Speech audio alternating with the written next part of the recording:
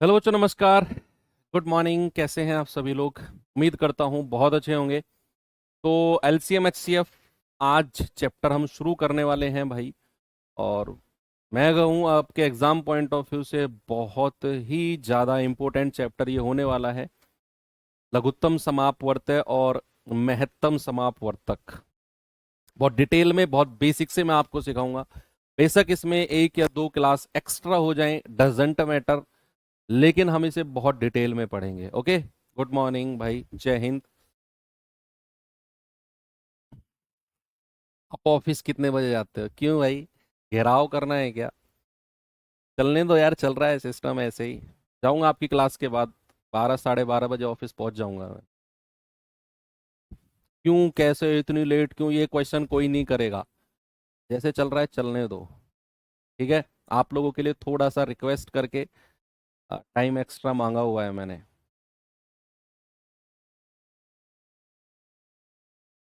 Okay. हाँ, बहुत detail में पढ़ेंगे। पता है क्यों? ये चैप्टर को डिटेल में पढ़ने का एक रीजन है। अच्छा सुनो, ये चैप्टर के ना तार बहुत दूर तक जुड़े हुए हैं। आप, इसके बाद हम जो है शुरू करेंगे अपना टाइम एंड वर्क यानी कि समय कार्य।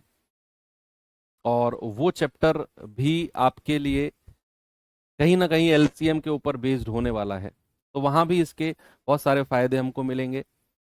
अब एक बार मुझे थम्स अप करके वो लोग बताओ जिन्होंने स्कूल में एलसीएम थोड़ा बहुत पढ़ा था। मैं ये नहीं कह रहा हूँ बहुत बड़े टॉपर रहे हो तुम लोग, मैं ये कह ही नहीं रहा हूं। मैं ये कह रहा हूँ थोड़ा बहुत एलसीएम के लिए पेन उठाया है, जिन्होंने ये पता है कि एलसीएम कैसे निकालते हैं। हाँ सर, ये सीखा है, एक लंबा सा ऐसे डंडा खींचते हैं, ऐसे करते हैं, यहाँ संख्या लिखते हैं और इतना जिनको मालूम है, बस मैं इतना ही आपसे पूछ रहा हूँ। मैं ये नहीं कह रहा हूँ एलसीएम बहुत बड़ी बड़ी संख्या होगा जिन्होंने सीखा है, स्कूल में टॉप किया है, ये और वो ना। मैं ये पूछ रहा हूँ जो ये जानते हैं कि एलसीएम इस तरीके से, हाँ सर, हल्का हल्का याद है कि गुरुजी ने ना ऐसे सिखाया था हमको हल्का हल्का। तो वो तो सभी को होगा, है ना? सभी को होगा कि हल्का हल्का सर इस तरीके से हमको सिखाया गया है। बस इतना ही मेरे लिए काफी है। मुझे इतना बहुत काफी है आपको समझाने के लिए कि एलसीएम कैसे निकलता है। चलिए, तो सबसे पहले हम एलसीएम के बारे में बात करेंगे। एचसीएफ के बारे में थोड़ा सा रुक के बात करेंगे। पहला टॉपिक है हमारा एल सी एम। भाई जिसकी फुल फॉर्म क्या है? लीस्ट। L4 क्या होता है? लीस्ट। और C4 क्या होता है? कॉमन। C4 क्या होता है? कॉमन। और M4 क्या होता है? मल्टीपल। M4 क्या होता है? मल्टीपल। अब फैक्टर और मल्टीपल के बारे में थोड़ा सा अलग से देखते हैं कि फैक्टर और मल्टी, अभी मैं वापस आऊंगा, मैं डेफिनेशन पे वापस आऊंगा। अभी आप क्या करो, अभी आप मुझे बताओ मल्टीपल क्या होता है। मल्टीपल और फैक्टर, दोनों नाम आपने सुने होंगे। भाई फैक्टर भी सुना है जिसको क्या बोलते हैं? गुणनखंड। गुणनखंड। और मल्टीपल का मतलब होता है गुणज। मल्टीपल का मतलब होता है गुणज। अब जैसे मैं आपसे कहूं कि मैं कोई कोई भी नंबर में लिख दूं। मैंने नंबर लिखा भाई 6, और मैंने कहा 6 के मल्टीपल बताओ, 6 के गुणज बताओ क्या क्या होंगे। तो पता है क्या करना है? आपने 6 का पहाड़ा पढ़ना शुरू कर देना है। जब भी मल्टीपल की बात होगी तो संख्या उसी संख्या से शुरू होगी जिसकी मैं बात करूंगा। जैसे 6 का मल्टीपल है तो 6 से शुरू करना है और पहाड़ा पढ़ते चले जाना है। यानी कि हर वो संख्या जो 6 से विभाजित होगी, हर वो संख्या जो 6 से विभाजित होगी वो 6 का मल्टीपल होगी। और ये चीज कहां तक जाएगी? ये चीज इन्फानाइट तक जाएगी। 6 धाम 60 पे जाके मत रुक जाना। 6 का पहाड़ा 60 तक नहीं, आगे तक भी चलता है। हाँ, हमको सिखाया 6 धाम 10 धाम, 9 धाम 90, 6 धाम 60, 5 धाम 50। हमें 10 तक ही सिखाया जाता है, लेकिन वो चलता इनफाइनाइट तक है ना? तो 6 से कटने वाली सभी संख्या 6 का मल्टीपल, 6 का गुणज होंगी। आगे अगर मैं आपसे कहूं, मान लो मुझे बताओ जरा 7 के मल्टीपल बताओ, तो आप कहोगे 7 एकम 7, 7 दूनी 14, 7 तिया 21, 7 चौके 28। और ये सर संख्या इन्फोनाइट तक जाएगी, अनगिनत तक जाएगी। तो यहां से हमें दो बात पता चली। के एक तो मल्टीपल क्या होते हैं, वो सभी संख्या जो पर्टिकुलर संख्या से विभाजित हो जाएं, डिवाइड हो जाएं, दैट आर कॉल्ड मल्टीपल्स। एक तो ये पता चली। दूसरी बात पता चली कि किसी भी संख्या के कितने मल्टीपल, कितने गुणज हो सकते हैं। बताओ, क्या कोई डेफिनेट नंबर है कि सर इसके इतने मल्टीपल होंगे, बस इससे ज्यादा नहीं होंगे? मल्टीपल, गुणज नहीं। किसी भी संख्या के अनगिनत, इनफानाइट, अनंत मल्टीपल हो सकते हैं, अनंत गुणज हो सकते हैं भाई।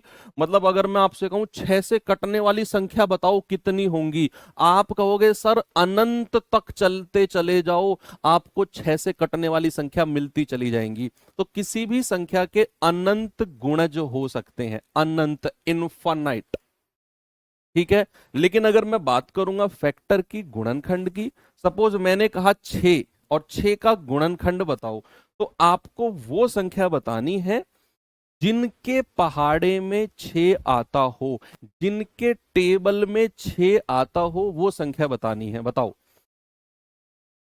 मुझे, वो संख्या बताओ जिनके पहाड़े में 6 आता है, और वो हमें 1 से शुरू करना है। सबसे पहले 1, एक के पहाड़े में हर संख्या आती है 1, 1 के बाद में 2, भाई 2 तिया 6, 2 के पहाड़े में 6 आता है। फिर 2 के बाद में 3 के पहाड़े में भी 6 आता है। 4 के पहाड़े में 6 आता है क्या? ना। 5 के पहाड़े में आता है क्या? ना। और फिर 6 एकम 6, 6 के पहाड़े में 6 आता है। बस 6 के इतने ही फैक्टर होंगे, हमें फैक्टर के बारे में इतना ही सीखना है। अब यहां से हमें दो बात पता चली। कौन कौन सी दो बात? अपने ही दिमाग में जवाब दो।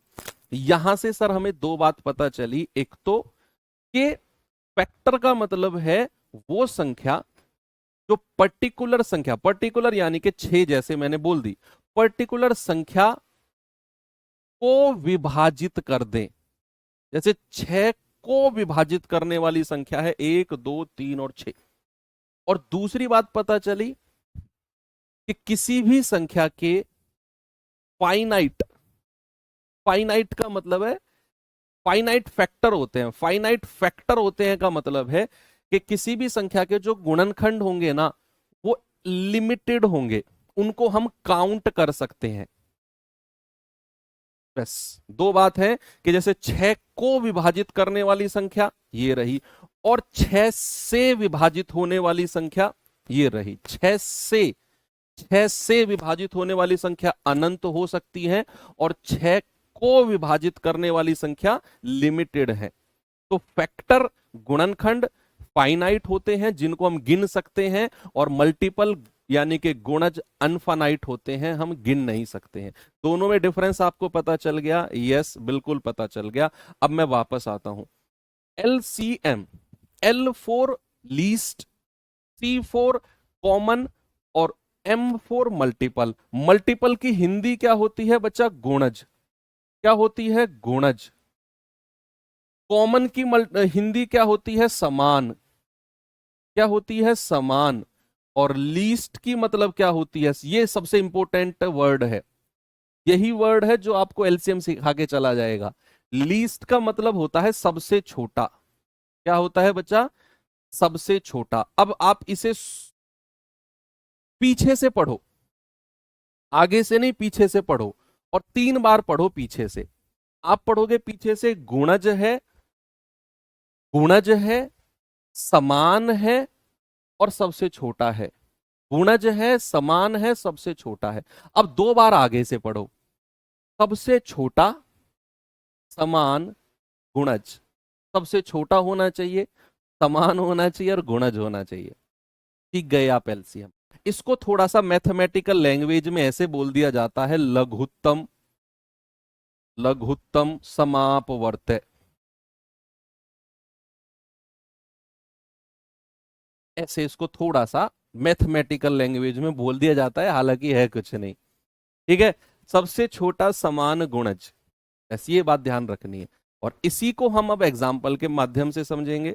जैसे फॉर एग्जाम्पल मैंने यहां पर कोई संख्या लिखी, कोई भी नंबर मैं लिख रहा हूं, मैंने कहा 12, 18 और 9। 12, 18 और 9। मैंने कहा बताओ इनका एलसीएम क्या होगा। तो आपको क्या करना है, आपको एलसीएम निकालने के लिए पीछे से शुरुआत करनी है। सबसे पहले क्या करना है, मल्टीपल, यानी कि 12 के मल्टीपल लिख दो। 12 के मल्टीपल लिख दो, 18 के मल्टीपल लिख दो और 9 के मल्टीपल लिख दो। जैसे 12 के मल्टीपल, 12 एकम 12, 12 दूनी 24, 12 तिया 36, 12 चौक 48, 12 पंजे 60, 12 छिंग 72, 12 सत्ते 84, मतलब 6-7 लिख दो बस ऐसे ही मल्टीपल। 18 के मल्टीपल, 18 दूनी 36, 18 तिया 54, 18 चौके 72, 18 पंजे 90, मतलब ऐसे 5-6 लिख दिए। 9 एकम 9, 9 दूनी 18, 9 तिया 27, 9 चौक 36, 9 पंजे 45, 9 छिक्के 54, 9 सत्ते 63, 9 अट्ठे 72, और ये आगे आपने लिख दिया। इस तरीके से मल्टीपल लिख दिए, मल्टीपल का काम खत्म। अब आ जाओ समान पे, किस पे आ जाओ, कॉमन पे। तो जो तीनों में कॉमन है उनको पकड़ो, जो तीनों में कॉमन है उनको पकड़ो। जैसे 24 कॉमन नहीं है, 36, हाँ सर 36 कॉमन है। 36 के बाद 48 कॉमन नहीं है, 60 भी कॉमन नहीं है, 72 कॉमन है क्या सर, हाँ 72 कॉमन है। ऐसे हमें आगे भी और भी संख्या कॉमन मिलती चली जाएंगी, और भी संख्या, जरूर नहीं दो ही कॉमन है, आगे चलोगे अनगिनत कॉमन संख्या मिलेंगी, इनफाइनाइट कॉमन। तो गुणज लिख दिए, कॉमन ढूंढ लिए, और अब जो असली कहानी है वो है ये।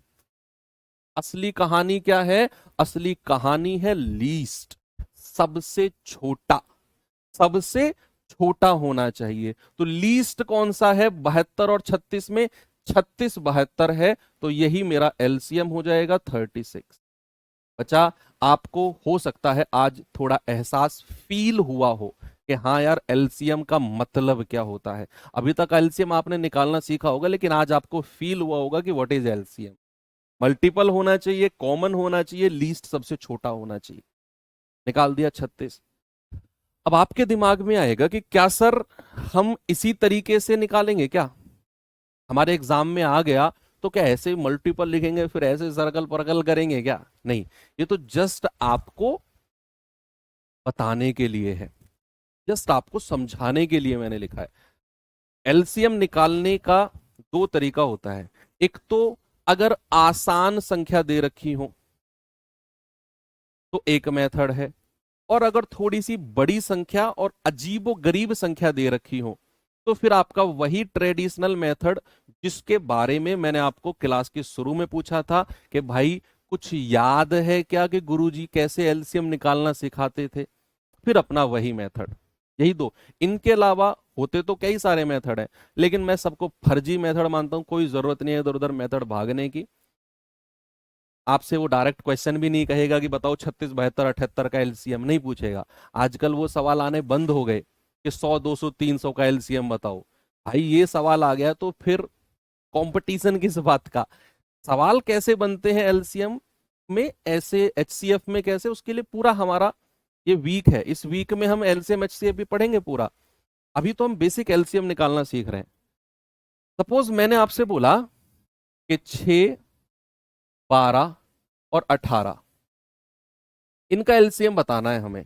मैं आपको पहले वो एलसीएम निकालना सिखाता हूं जो आसान संख्या दे रखी हो, आसान, मेरा वर्ड सुनना, आसान संख्या दे रखी हो उनका एलसीएम कैसे निकालते हैं। जैसे ये 6 12 18 ये आसान संख्या है।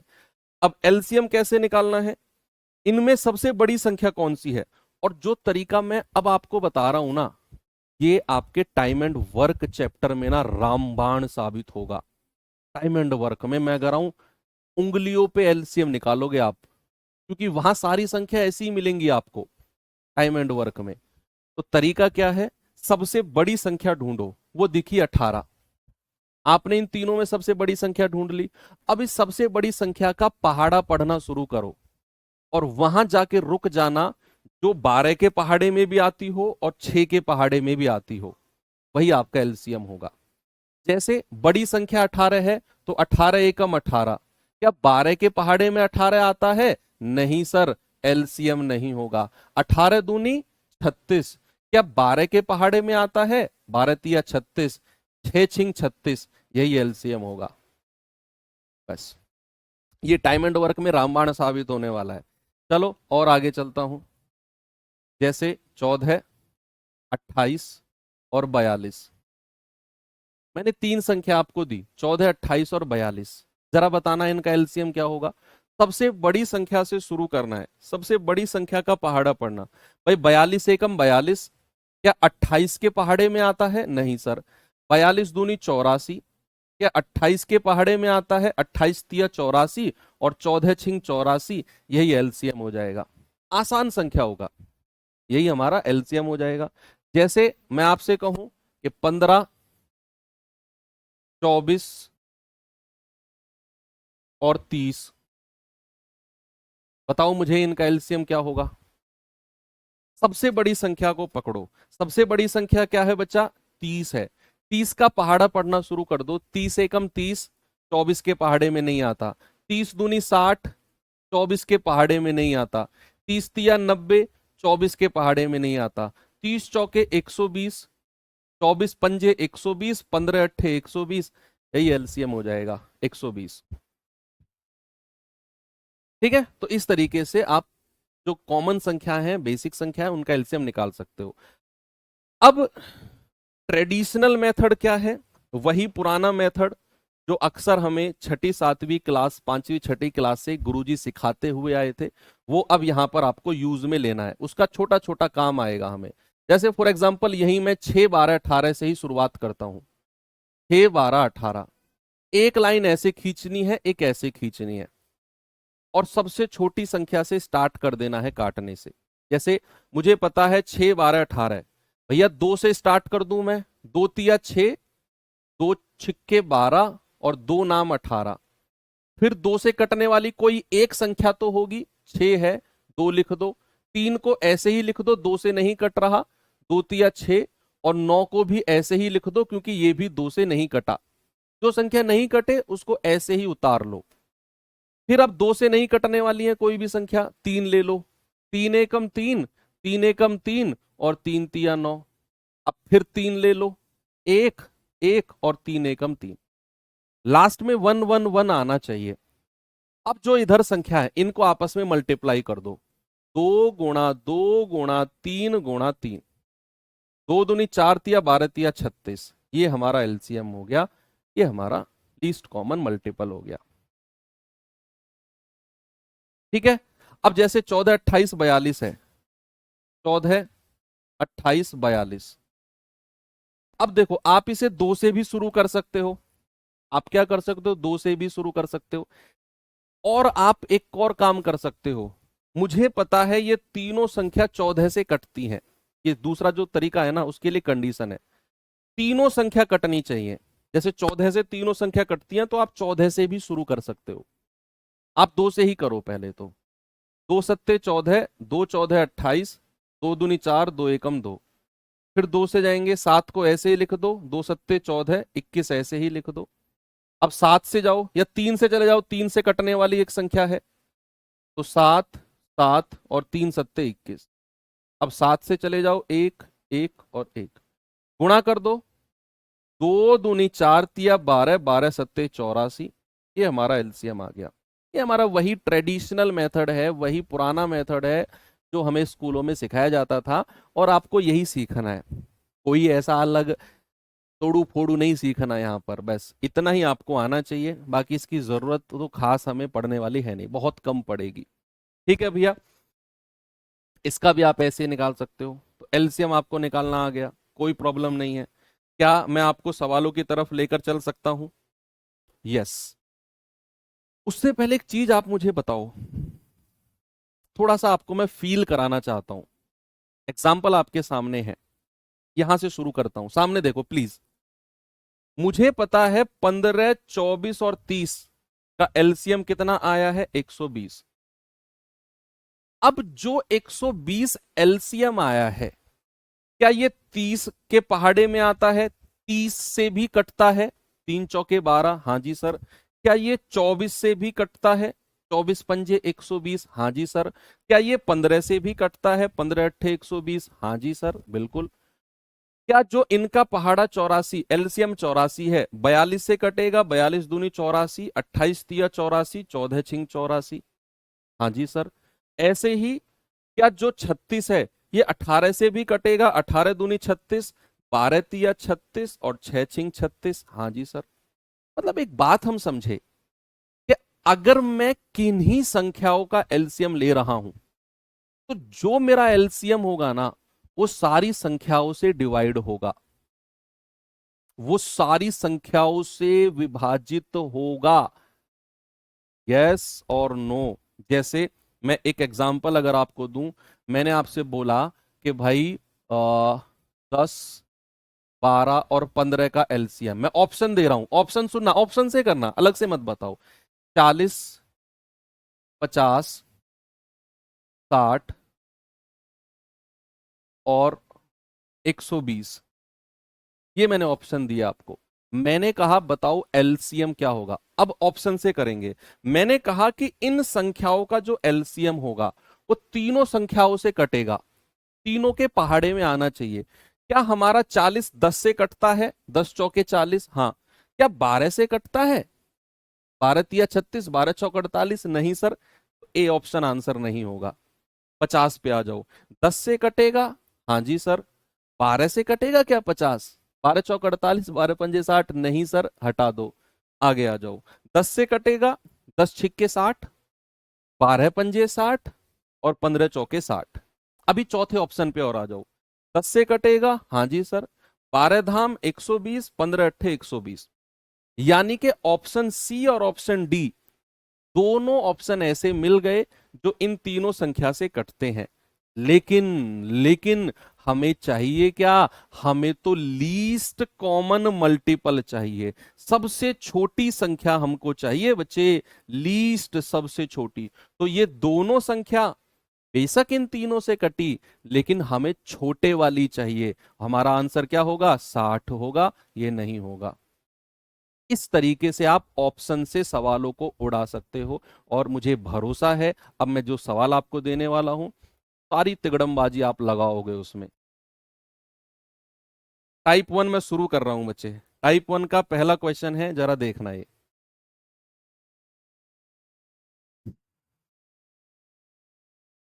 बताओ क्या जवाब होगा।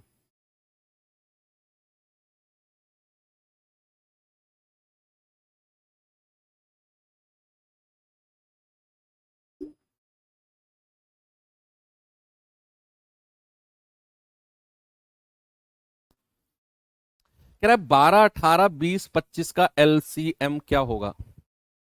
12 18 20 25 का एलसीएम। भाई आप इसे कर सकते हो, बेसिक से भी कर सकते हो। 12 18 20 और 25। दो से स्टार्ट करें, दो छिक्के 12, दो नाम 18, दो धाम 20 और 25। फिर दो से जाएं, दो तिया 6, 9, दो पंजे 10 और 25। अब तीन से जाएं, तीन तिया 9, पांच को ऐसे ही रहने दो और 25। अब तीन से जाएं, एक, एक, पांच और 25। अब पांच से जाएं क्या, एक, एक, पांच एकम पांच, पांच पूरे 25। और अब पांच से जाएंगे तो एक, एक, एक और एक, नीचे एक एक आ गया। गुणा कर दो, दो दूनी चार, चार तिया 12, 12 तिया 36, 36 पंजे 180 और 18 पंजे 90। सबको गुणा करके क्या मिला? 900, और यही मेरा आंसर है। लेकिन अगर आप ये से डिविजिबिलिटी से करना चाहो, विभाज्यता से करना चाहो, तो इन चारों से कटने वाली संख्या चाहिए हमको, चारों से। मैं 12 से काट के देखता हूं क्या 880 12 से कटेगा? भाई 12 छिंग 72, 12 सत्ते 84, हासिल का 4। नहीं सर 12 से नहीं कटा, आंसर हटाओ। क्या ये 12 से कटेगा? 12 सत्ते 84, 6 और 2 8। नहीं सर ये भी 12 से नहीं कटा। 12 सत्ते 84, हासिल का 2 20। नहीं सर ये भी 12 से नहीं कटा। और अगर आपने तीन ऑप्शन हटा दिए तो चौथा अपने आप सही हो जाएगा। ये करने की भी जरूरत आपको नहीं है, बिल्कुल भी नहीं है। और वैसे भी डिविजिबिलिटी और भी लगा सकते हो कि भैया संख्या इन चारों से कटने वाली चाहिए हमें। क्या चाहिए? हमें इन चारों से कटने वाली संख्या चाहिए। अगर संख्या 18 से कटेगी, सुनना, अगर संख्या 18 से कटेगी तो क्या संख्या 9 से भी कटेगी? 9 गुणा 2 होता है। क्या 9 से कटने वाली संख्या चाहिए? 9 से भी कटने वाली संख्या चाहिए। कटने वाली संख्या, यस और नो? और 9 से कटने वाली संख्या का क्या मतलब होता है? अंकों का योग, सम ऑफ डिजिट, अंकों का योग। भाई अगर किसी संख्या के अंकों का योग 9 से कटता है तो वो संख्या फिर 9 से कट जाएगी, सम ऑफ डिजिट। मुझे क्या देखना है? मुझे देखना है इन चारों में वो संख्या जो इन चारों से कटती हो। और मैंने देखा कि यार संख्या अगर 18 से कटेगी तो भाई वो 9 से भी कटनी चाहिए, क्योंकि 9 दूनी 18 होता है। और अगर संख्या 9 से कटेगी तो उसके अंकों का योग 9 से कटना चाहिए। तो ऑप्शन में अंकों का योग करके देखो, 8 और 8 16, क्या 9 से कटा? नहीं सर। 9 और 2 11, क्या 9 से कटा? नहीं सर। 8 6 14, क्या 9 से कटा? नहीं सर। 9 अंकों का योग है और ये 9 से कट गया, यही आंसर है। ऐसे करना है।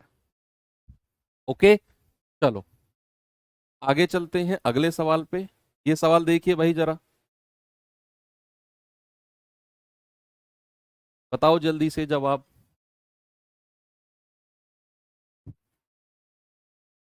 कह रहा है कि 90, 128, 144 का एलसीएम बताओ। 90, 128, सर 18 ऑप्शन क्यों लिए? बच्चे 18 इसलिए लिए क्योंकि 18 एक ऐसी संख्या है जो 9 से कटती है, 9 दूनी 18। और 9 ही क्यों लिए? क्योंकि 9 की डिविजिबिलिटी होती है अंकों का योग 9 से कटना चाहिए, और जो कि चेक करना सबसे आसान होता है। इसीलिए मैंने 18 को लिया, क्योंकि 18 9 से कटता है और मुझे केवल अंकों का योग चेक करना था, जो कि चेक करना सबसे आसान है। इसीलिए मैंने 9 से कटने वाली संख्या को पकड़ा। अब जैसे ये सवाल है, अब जैसे ये सवाल है कि भाई 90, 128, 144 का एलसीएम बताना है। अब या तो मैं इसे बेसिक से चला जाऊं, या फिर मैं ये देखूं कि मुझे इन चारों ऑप्शन में वो संख्या चाहिए जो 90 से भी कटती हो, 128 से भी कटती हो और 144 से भी कटती हो। अब अगर संख्या 90 से कटती है तो भाई वो 9 गुणा 10, यानी कि 9 से भी कटेगी और 10 से भी कटेगी। 9 धाम 90। अब आप ही लोग मुझे बताओ कि अगर संख्या 10 से कटेगी, कोई भी संख्या 10 से डिविजिबल होती है, कोई भी संख्या, क्या उसके लास्ट में जीरो होना चाहिए तभी वो 10 से कटेगी? कोई भी संख्या अगर 10 से कटती है, 10 से डिविजिबल है, तो उस संख्या के लास्ट में, भाई सपोज मैंने आपसे कहा 894, बताओ क्या ये 10 से कटेगी या नहीं? आप आंख बंद करके कह दोगे सर ये 10 से नहीं कटेगी। लेकिन अगर मैंने इसके लास्ट में जीरो लगा दिया और मैंने कहा अब बताओ क्या ये 10 से कटेगी, आप कहोगे हाँ जी सर 10 से कट जाएगी, जीरो से जीरो काट दो। बोलोगे कि नहीं? तो अगर संख्या 10 से कटती है तो उसके लास्ट में जीरो होना चाहिए। तो इन चारों ऑप्शन में जिनके लास्ट में जीरो नहीं है वो ऑप्शन हटा दो, वो मेरे आंसर हो ही नहीं सकते। क्योंकि संख्या अगर 90 से कट रही है तो भैया वो 10 से भी कटेगी, 9 धाम 90 होता है और उसके लास्ट में जीरो होना चाहिए। तो भैया इसके लास्ट में जीरो नहीं है, हटा दो। इसके लास्ट में जीरो नहीं है, हटा दो। इसके लास्ट में जीरो नहीं है, हटा दो। एक ही ऑप्शन बचा, आगे आपको कुछ चेक ही नहीं करना। अगर आपने तीन ऑप्शन हटा दिए बच्चे तो चौथा चेक ही नहीं करना आपने। एक बार मुझे थम्स अप करके वो लोग बताओ जिनको ये तरीका समझ में आया है, नहीं तो फिर आप बेसिक से कर लो, कोई प्रॉब्लम नहीं है। यहां 9 की डिविजिबिलिटी से बढ़िया 10 की डिविजिबिलिटी थी, क्योंकि लास्ट में जीरो देखना था बस। आप 9 की डिविजिबिलिटी भी लगा सकते हो, अंकों का योग, कोई दिक्कत नहीं है। ठीक है भाई, आगे बढ़ सकता हूं मैं?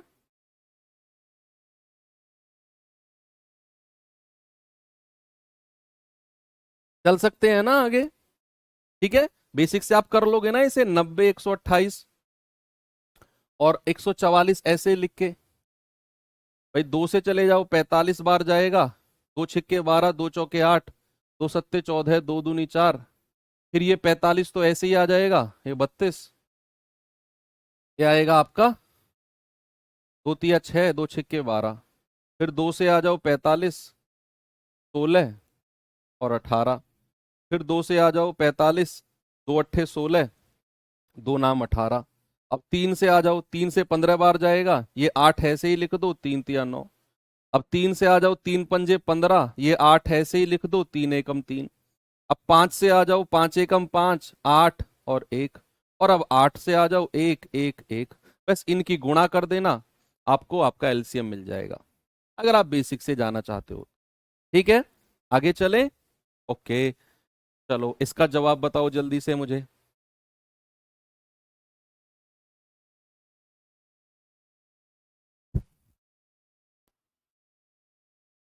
कह रहा है कि 56, 30 और 108 और 120 का एलसीएम। भाई वही कॉन्सेप्ट लगाना, हमें इन चारों में वो संख्या चाहिए जो 56 से भी कटती है, जो 30 से भी कटती है, जो 108 से भी कटती है और जो 120 से भी कटती है। इन चारों से कटने वाली संख्या चाहिए हमें यहां। और अभी अभी थोड़ी देर पहले मैंने एक बात बताई कि अगर संख्या 30 से कटी तो 3 धाम 30 होता है, यानी कि संख्या 10 से भी कटनी चाहिए, संख्या 10 से भी कटनी चाहिए। और 10 से कटने की कंडीशन क्या है कि लास्ट में 0 होना चाहिए। जिसके लास्ट में 0 नहीं है, ऑप्शन काट दो, वो आंसर नहीं होंगे। जैसे ये आंसर नहीं होगा, ये आंसर नहीं होगा, इन दोनों में से कोई मेरा आंसर है। 2 ऑप्शन तो मैंने हटाए। अब अगर संख्या 3 से कटती है तो 3 का रूल भी वही होता है जो 9 का रूल है। भाई 9 का रूल मैंने क्या बताया आपको कि अगर ये चेक करना है कोई संख्या 9 से कटेगी या नहीं, तो क्या करना होता है, उसके अंकों का योग कर दो और चेक कर लो कि 9 से कट रहा है तो 9 से कटेगी संख्या, नहीं कट रहा तो नहीं कटेगी। सेम रूल 3 का होता है। अगर हमें ये चेक करना है कि कोई नंबर 3 से कटेगा या नहीं, तो उसके अंकों का योग सम ऑफ डिजिट कर लो। अगर उसके अंकों का योग 3 से कटा, पूरी संख्या 3 से कटेगी, और अगर अंकों का योग 3 से नहीं कटा तो पूरी संख्या 3 से नहीं कटेगी। और हमें केवल 2 ऑप्शन चेक करने हैं, क्योंकि 2 ऑप्शन को तो मैं वैसे ही हटा चुका हूं। तो 6 और 6 12 और 7 19, अंकों का योग कितना आया 19। क्या ये 3 से कटता है 19? 3 छिंग 18 नहीं। 3 ऑप्शन हटा दिए, चौथा चेक ही मत करो, अपना आप सही हो जाएगा, चेक कर लो। 7 5 12 6 18, 3 से कटता है, हाँ जी सर, ऑप्शन डी यही आंसर होगा। निकाल लो एलसीएम, यही आएगा। बेसिक से जाना चाहो बेसिक से चले जाओ कि भाई 56, 30, 108 और 120, ऐसे आप स्टार्ट करना 2 से और आगे चलते चले जाना, आपको आंसर यही मिलेगा, डी। रफ कॉपी में करना बेसिक से, मैं कहूंगा जरूरत नहीं है। बहुत ही गोल्ड, डायमंड, उससे ऊपर प्लेटिनम, कोई भी अगर चीज होती है उस लेवल की महंगाई का तरीका बताया है मैंने आपको, बहुत महंगा तरीका है जो बताया है आपको ये मैंने। आपका टाइम बचाएगा, आपके कॉन्सेप्ट क्लियर करेगा, आपकी स्पीड बढ़ाएगा, बहुत सारे डिफरेंसेस आपके सॉल्यूशन करने के तरीके में आएंगे अगर एलसीएम को इस तरीके से निकालोगे तो।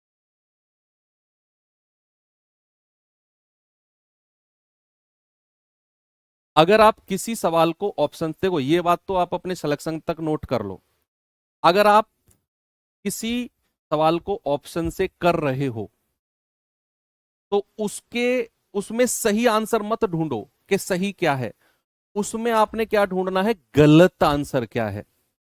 गलत उत्तर आपने अगर ढूंढ लिया, उनको काटते जाओ। 4 ऑप्शन में से 3 गलत अगर आप काट गए तो चौथा चेक ही मत करो, सही हो जाएगा अपने आप, अगर आप ऑप्शन से कर रहे हो। ऑप्शन से करने का तरीका यही होता है कि हमें सही आंसर नहीं ढूंढना, हमें 3 गलत उत्तर ढूंढने होते हैं। 3 गलत ढूंढे, हटाओ, चौथा सही है अपने आप।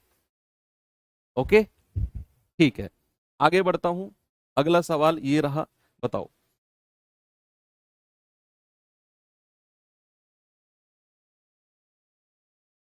बताइए बच्चे जरा।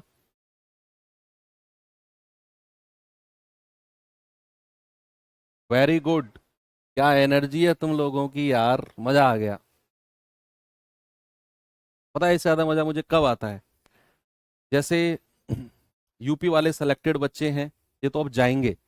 भाई देखो, जब से मैंने पढ़ाना शुरू किया है ना, मैंने 2021 से पढ़ाना शुरू किया था, तो तब से मैं यूपी वाले बच्चों को ही पढ़ा रहा हूँ। तो वो यूपी वाले बच्चे अब जाएंगे सिलेक्शन लेकर, तो वो हर जगह मिलेंगे। बड़ी खुशी होती है जब आप लोग मिलते हो।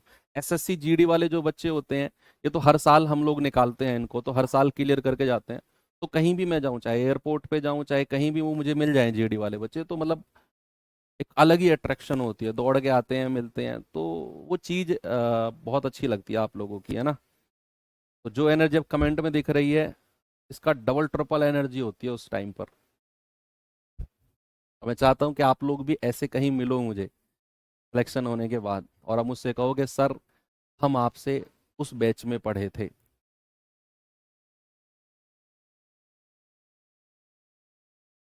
120, 240, 480, सबसे पहले तो वही रूल कि भाई यहाँ लास्ट में जीरो है, यानी कि हमें इन चारों से, इन तीनों से कटने वाली संख्या चाहिए। इसके लास्ट में जीरो है, तो ऑप्शन के लास्ट में जीरो है, बिल्कुल है। अब आप क्या करो, पहाड़ा पढ़ना शुरू करो। ये तीनों बेसिक संख्या, छोटी संख्या है, मतलब आसान संख्याओं का एलसीएम अलग से निकालना सिखाया था ना मैंने, आसान संख्याओं का एलसीएम। तो ये 480 एकम 480 है। क्या 240 के पहाड़े में आता है? 240 दूनी 480, भाई 24 दूनी 48 होता है। 120 चौके, भाई 12 चौक 48 होता है, 480। तो यही मेरा एलसीएम हो जाएगा। आसान तरीका जो बताया था मैंने, आसान तरीका अलग से सिखाया था ना मैंने, कि अगर आसान वैल्यू आ जाए तो उनका एलसीएम कैसे निकालते हैं। जैसे यहां भी लास्ट में एक जीरो, यहां भी एक जीरो, यहां भी एक जीरो। थोड़ी देर के लिए जीरो को भूल जाओ। आप सोचो संख्या है 12, 24, 48। तो 48 एकम 48, 24 दूनी 48, 12 चौक 48। जो लास्ट में जीरो थी वो लास्ट में लगा दी, और हमारा एलसीएम 480 हो गया। ओके, वेरी गुड बच्चा। आगे चले, ये सवाल पे आओ। फिर एचसीएफ सीखते हैं, हाईएस्ट कॉमन फैक्टर। आज का हमारा टारगेट केवल एलसीएम और एचसीएफ बेसिक सीखने का है। कल से हम शुरू करेंगे कि जो भिन्न वाली संख्या होती हैं ए बटा बी की फॉर्म में, उनके एलसीएम एचसीएफ कैसे निकालते हैं। जो डेसिमल वाली संख्या होती हैं उनके एलसीएम एचसीएफ कैसे निकालते हैं। जो पावर वाली संख्या होती हैं उनके एलसीएम एचसीएफ कैसे निकालते हैं, है ना। तो इनके बारे में हम कल से शुरू करेंगे। आज जस्ट बेसिक, क्या एलसीएम होता है, क्या एचसीएफ होता है, दो दो चार चार सवाल इनके ऊपर, ये मेरा फोकस है आज का। कह रहा 6 का वर्ग, 4 का घन और 24, एलसीएम बताओ जल्दी से।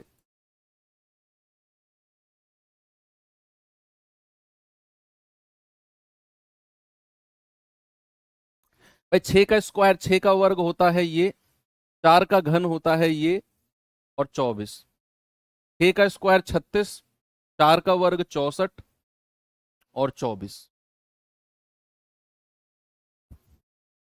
बेसिक से निकाल लो इसको तो यार, कोई प्रॉब्लम नहीं है। भाई 36, 64 और 24, दो से जाएंगे 18 बार, दो से जाएंगे 32 बार, दो से जाएंगे 12 बार, फिर दो से जाएंगे 9 बार, 16 बार, दो छिक्के 12, फिर दो से जाएंगे, दो अट्ठे 16, दो तिया 6। अब तीन से चले जाओ, तीन तिया 9, 8 को ऐसे ही लिख दो, तीन एकम तीन।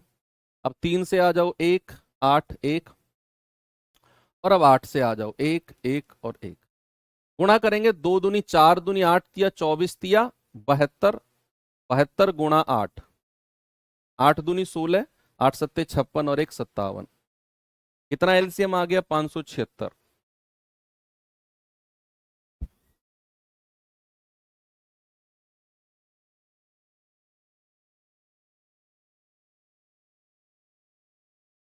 ठीक है,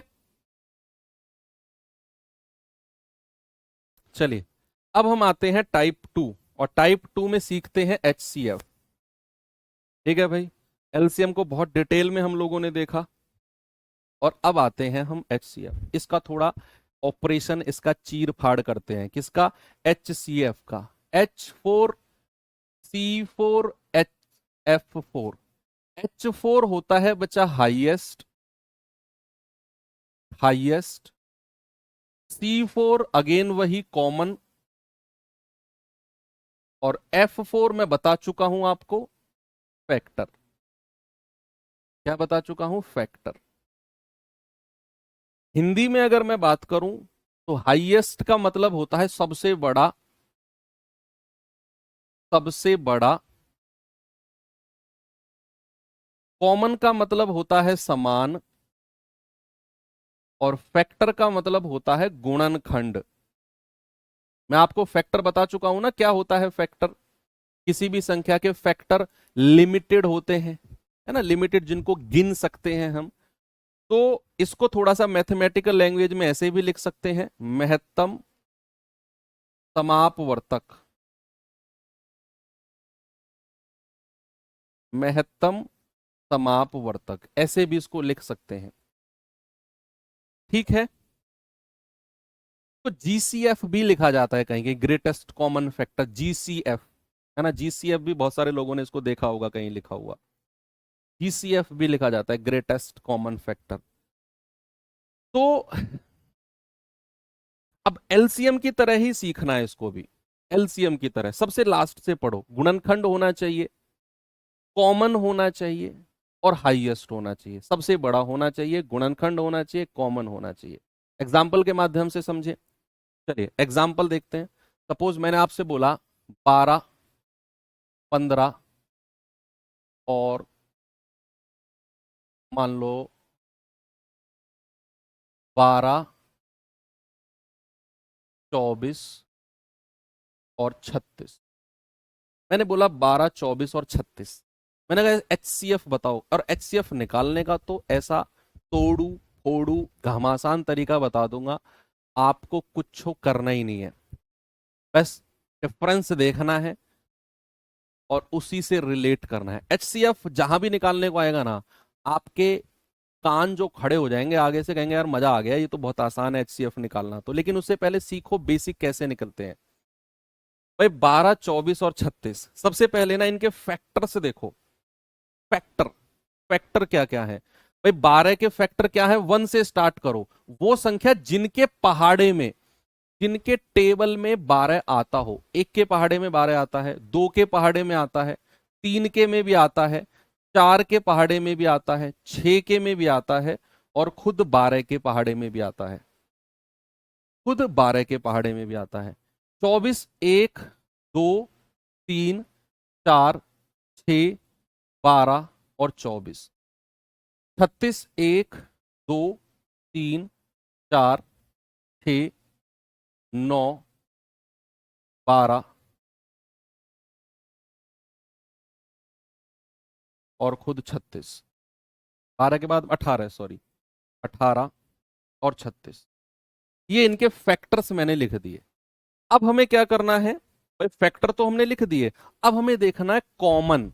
कॉमन कौन कौन से हैं भाई? ये कॉमन है, ये कॉमन है, ये भी कॉमन है, ये भी कॉमन है, ये भी कॉमन है, ये भी कॉमन है,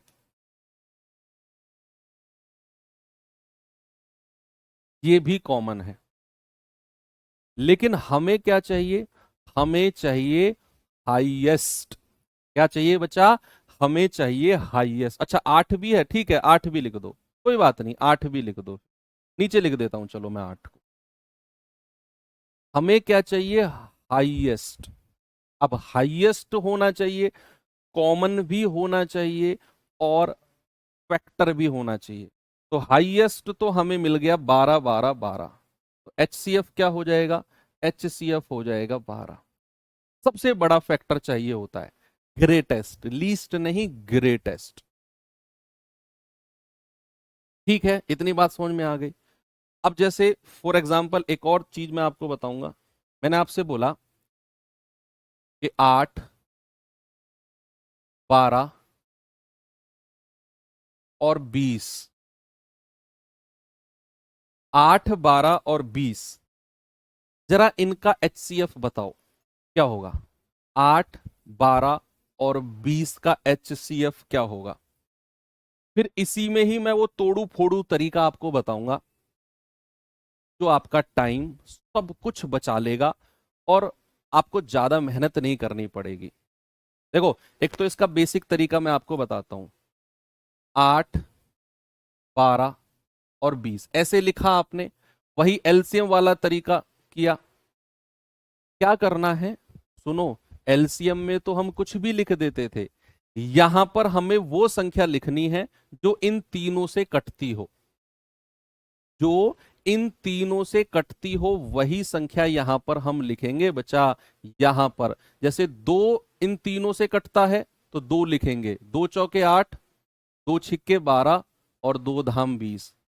अब भी हम यहां पर वो संख्या लिखेंगे जो इन तीनों को डिवाइड कर दे, 4, 6 और 10 को विभाजित कर दे।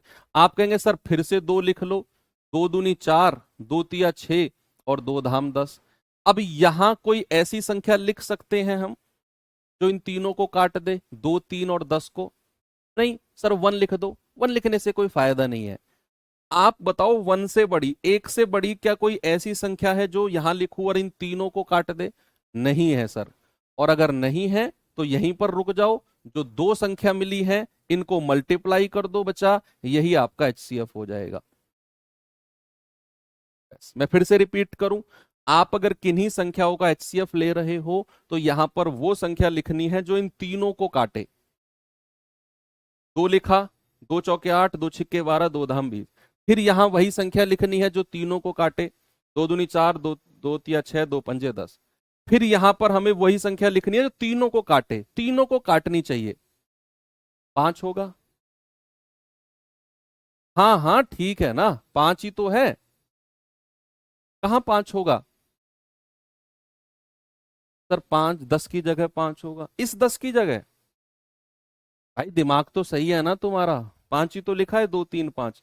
तो हमें अगेन वहां पर वो संख्या लिखनी है जो 2 3 और 5 तीनों को काटे। सर वो नहीं है कोई भी, तो फिर आप रुक जाओ, इन दोनों संख्या को ही मल्टीप्लाई कर दो, HCF 4 हो जाएगा। ये तो इसका बेसिक तरीका हुआ। क्या है बेसिक तरीका। अब तोड़ू फोड़ू तरीका देखो। तोड़ू फोड़ू तरीका क्या है, 8, 12 और 20 यहां पर लिखा आपने। क्या करना है, 2 ऐसी संख्याओं को ढूंढो जिनका अंतर सबसे नजदीक हो। ऐसी 2 संख्या ढूंढो, ऐसी 2 संख्या ढूंढो, ऐसी 2 संख्या जिनका अंतर सबसे कम हो। जिनका अंतर, जिनका अंतर डिफरेंस सबसे कम हो, सबसे कम हो। ऐसी 2 संख्या ढूंढो जिनका अंतर सबसे कम हो। जैसे 8 और 12 का डिफरेंस 4, 12 और 20 का डिफरेंस 8, उससे कम हमें 4 है। 8 और 20 का डिफरेंस 12, नहीं बात नहीं बनेगी। मैंने कहा सबसे कम अंतर किसका है, इसका, 4। अब जो अंतर आया है ना वही आपका HCF होगा। है सर, ये क्या कह दिया आपने। अरे रुको, मेरी बात पूरी तो होने दो। मैंने क्या बोला, 2 सबसे नजदीक संख्याओं का अंतर ढूंढो, वही आपका HCF होगा। अगर, मेरी पूरी बात तो होने नहीं दिया आपने। अगर, अगर ये अंतर, अंतर ही HCF होगा, अंतर ही HCF होगा अगर वह दी गई सभी संख्याओं को विभाजित कर दे, दी गई संख्याओं को विभाजित कर दे, कर दे। अब अंतर आया 4, मैंने कहा यही HCF होगा अगर ये 4 इन तीनों को काट दे। जैसे 4 दूनी 8, 4 तिया 12, 4 पंजे 20, तीनों को काट दिया इसने, तो यही हमारा HCF होगा, HCF 4। अब आपके दिमाग में क्वेश्चन आएगा, सर अगर इसने तीनों को नहीं काटा तो, अगर इसने तीनों को नहीं काटा तो तो फिर इसका कोई फैक्टर, हाँ HCF होगा, तो फिर इसका कोई HCF होगा। और अगर विभाजित नहीं किया, अगर विभाजित नहीं करता है, नहीं किया, तो अंतर का कोई गुणनखंड, अंतर का गुणनखंड ही HCF होगा। बस ये फाइनल है। सबसे पहले क्या करना है, मैंने बोला कि दो सबसे नजदीक का डिफरेंस देखना है, वही HCF होगा अगर वो तीनों को विभाजित कर दे। अगर विभाजित नहीं कर पाया तो इसका कोई फैक्टर, इसका कोई गुणनखंड हमारा आंसर होगा। और ऐसे चुटकी में आंसर से ढूंढ लोगे, ऑप्शन से, 4 ऑप्शन से ढूंढ लोगे क्या आपका आंसर है। सच में आप देखना कैसे। जैसे मैं एक क्वेश्चन आपको देता हूं, अब मुझे बताना है 84, 126 और 168 का HCF, इन तीनों का HCF बताना है। तो आप क्या करो, दो सबसे नजदीक का डिफरेंस देखो, दो सबसे नजदीक का। तो मुझे पता है भाई वो तो ये डिफरेंस है, 84 और 126 का डिफरेंस, सबसे छोटा यही आएगा। क्या डिफरेंस है जरा बताना, अंतर, अंतर क्या है, 6 में से 4 गया 2 और 12 में से 8 गया 4। अब सुनते रहना, अब ये जो अंतर है ना, यही मेरा HCF है। अगर, अगर ये इन तीनों को डिवाइड करता है तो, जैसे 42 दूनी 84, 42 तिया 126 और 42 चौके 168, 42 ने इन तीनों को काट दिया। और भी दूसरा बताऊं, जो डिफरेंस है ना, अगर वो HCF है तो वो मेरे ऑप्शन में दिखेगा। अगर डिफरेंस ही HCF है तो मेरे ऑप्शन में दिखेगा, या फिर उसका कोई गुणनखंड, उसका कोई फैक्टर ऑप्शन में दिखेगा।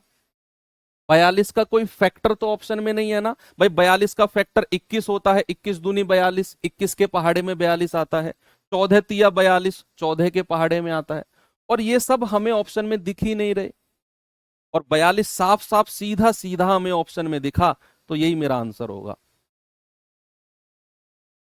अभी हो सकता है आपको अजीब लग रहा हो, यार ये कैसे कर दिया गुरुजी ने। भाई प्रैक्टिस कराऊंगा ना इनके ऊपर, तो कमाल धमाल सब कुछ कर दोगे आप। एक और सवाल करो, जल्दी से आंसर बताओ इसका।